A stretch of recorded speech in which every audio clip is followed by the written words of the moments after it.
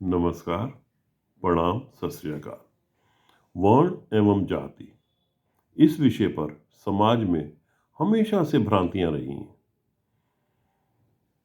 जिसके कारण कई बार कुछ व्यक्ति, सामाजिक संगठन या राजनीतिक पार्टियां इनका गलत इस्तेमाल करके समाज में खाई पैदा करती हैं, समाज में विद्वेष पैदा करती हैं। कई बार तो हमारे धार्मिक ग्रंथों की व्याख्या भी गलत ढंग से प्रस्तुत की जाती है। आइए जानते हैं, क्या वर्ण एवं जाति पर्यायवाची शब्द हैं या इनके मतलब कुछ अलग है। वर्ण शब्द की उत्पत्ति वृणोति से हुई है, जिसका अर्थ होता है वर्ण करना या चयन करना। ये रोजगार या पेशे से संबंधित है, अर्थात ये कर्मानुसार वर्ण का निर्धारण होता है। जाति शब्द की उत्पत्ति जन धातु से हुई है, जिसका अर्थ होता है जन्म लेना। यह जन्म आधारित है।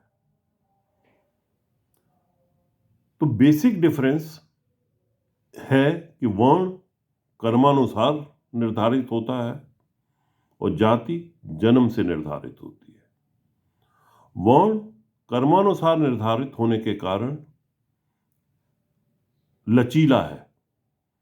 एक व्यक्ति अपने वर्ण को अपने कर्मानुसार बदल सकता है, जबकि अपनी जाति वो नहीं बदल सकता।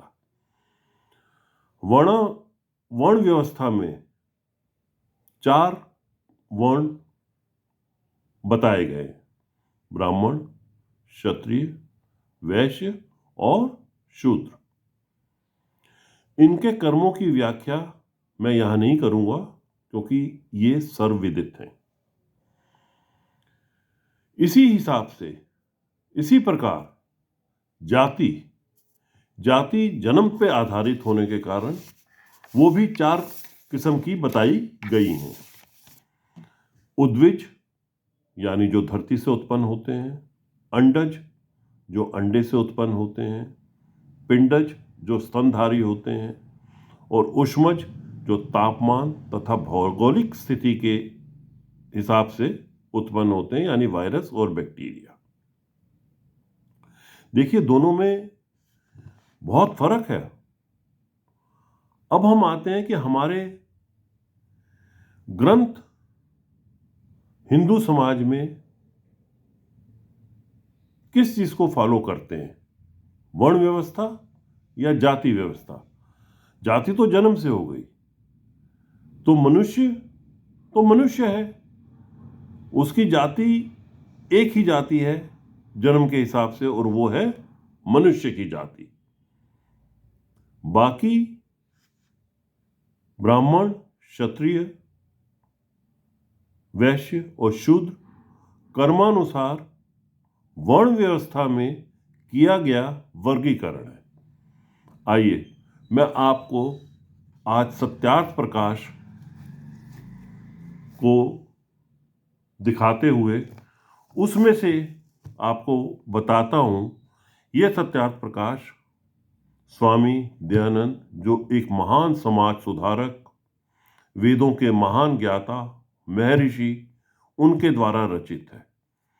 वो इसमें क्या कहते हैं, आइए देखते हैं।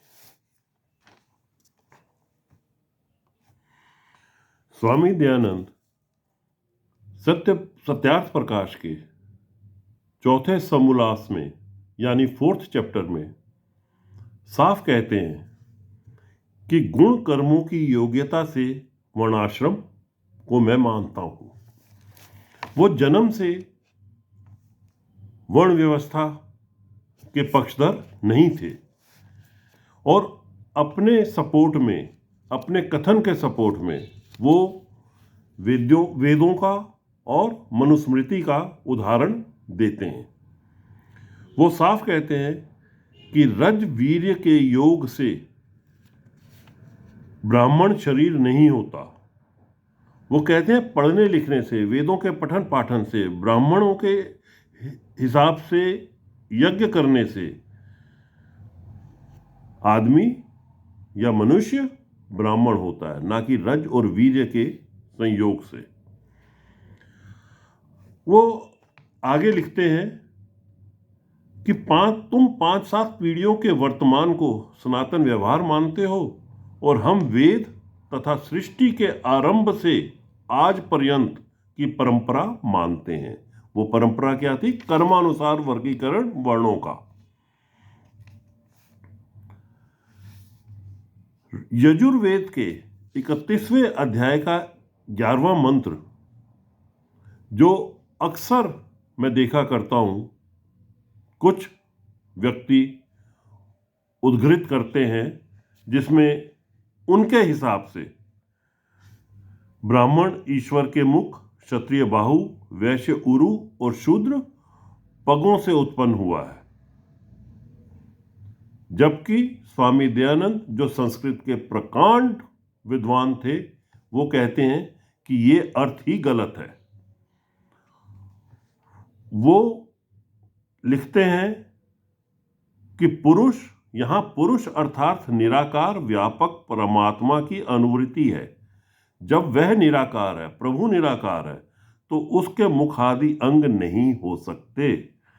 जो मुखादि अंग वाला हो वह पुरुष अर्थात व्यापक नहीं, और जो व्यापक नहीं वह सर्वशक्तिमान, जगत का सृष्टा, भर्ता, प्रलयकर्ता, जीवों के पुण्य पापों की व्यवस्था करने हारा, सर्वज्ञ, अजन्मा, मृत्यु रहित आदि विशेषण वाला नहीं हो सकता। इसलिए इसका अर्थ है, वो उस मंत्र का अर्थ, यजुर्वेद के उस मंत्र का अर्थ बताते हैं कि जो पूर्ण व्यापक परमात्मा की सृष्टि से मुख के सदृश सब में मुख्य उत्तम हो, वह ब्राह्मण, जो उत्तम कर्म करने वाला व्यक्ति है, वो ब्राह्मण। आगे वो कहते हैं बाहुर्वे बलम बाहुर्वे वीर्यम, ये वो शतपथ ब्राह्मण से लेते हैं। वो कहते हैं इस हिसाब से बल वीर्य का नाम बाहु है, वह जिसमें अधिक हो, यानी बल और वीर्य जिसमें अधिक हो वो क्षत्रिय। आगे कहते हैं कटी के अधो, यानी कमर के नीचे और जानु के ऊपर उपरिस्थ भाग का नाम है, जो सब पदार्थों और सब देशों में उरु के बल से आवे प्रवेश करे, वह वैश्य। और जो पग के अर्थात नीच अंग के सदृश मूर्खत्वादी गुण वाला हो, वह शूद्र है। अन्यत्र शतपथ ब्राह्मण आदि में भी इस मंत्र का ऐसा ही अर्थ किया गया है। कर्म अनुसार वर्ण व्यवस्था है, जबकि यजुर्वेद के 31वें अध्याय के 11वें मंत्र का अर्थ ज्यादातर व्यक्ति गलत ढंग से उसकी व्याख्या करते हैं।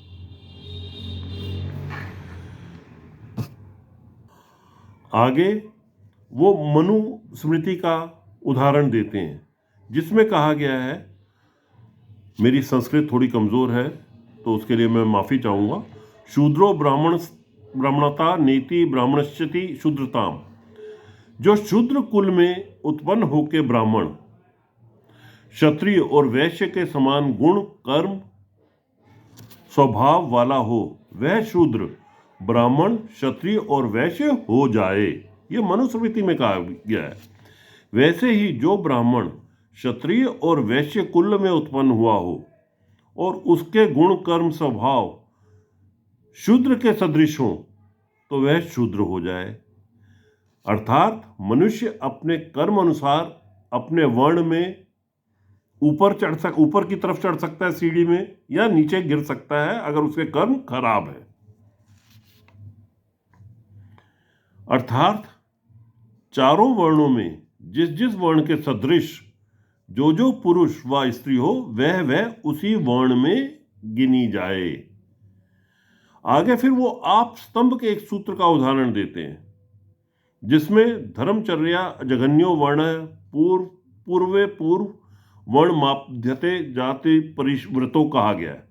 अर्थात धर्माचरण से निकृष्ट वर्ण अपने से उत्तम उत्तम वर्ण को प्राप्त होता है, और वह उसी वर्ण में गिना जाए जिस जिसके वह योग्य होवे। आगे महर्षि लिखते हैं कि यह गुण कर्मों से वर्णों की व्यवस्था कन्याओं की 16वें वर्ष और पुरुषों की 25वें वर्ष की परीक्षा में नियत करनी चाहिए। यानी जब लड़की 16 साल की हो जाए, कन्या 16 साल की हो जाए और पुरुष 25 साल का हो जाए, तो परीक्षा के उपरांत ही उसका वर्ण निर्धारित होना चाहिए। देखिए, यजुर्वेद के मंत्र की भी हमें गलत व्याख्या पढ़ाई जाती है। आगे मैं अब आपको गीता के चौथे अध्याय के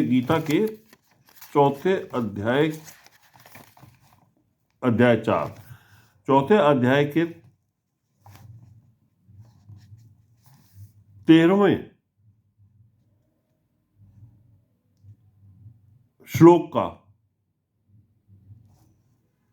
श्लोक के विषय में बताता हूं। श्री कृष्ण कहते हैं, चातुर्वर्ण्य मया सृष्टम गुण कर्म विभागश, अर्थात ब्राह्मण, क्षत्रिय, वैश्य और शूद्र, इन 4 वर्णों का समूह गुण और कर्मों के विभाग पूर्वक मेरे द्वारा रचा गया है। अर्थात वेद, मनुस्मृति, गीता, आपस्तंभ, हर जगह वर्ण व्यवस्था कर्म अनुसार निर्धारित होने की बात कही गई है।